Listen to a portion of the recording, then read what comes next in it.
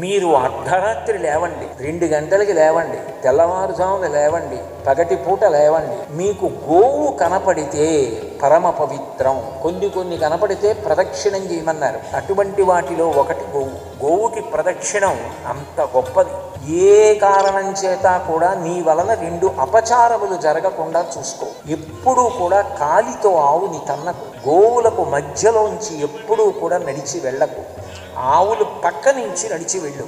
మీరు ఏ సమయంలోనైనా సరే దేవాలయంలోకి వెళ్ళి దండం పెట్టుకుందామంటే అవకాశం లభించకపోవచ్చు. ఎందుకంటే ఎవరికో ఏదో ఆపద వచ్చిందనుకోండి, అర్ధరాత్రి మీరు దేవాలయంలోకి పరిగెత్తుకుని వెడతానంటే సాధ్యం కాకపోవచ్చు. కానీ ఎంత ఆపదలో ఉన్నా ఎప్పుడైనా దేవతలకు చెప్పుకున్నట్టే, పరదేవతకు చెప్పుకున్నట్టే వెళ్ళి చూసి మాట్లాడుకుని చెప్పుకోవడానికి యోగ్యమైన పరదేవతా స్వరూపిణి గోమాత.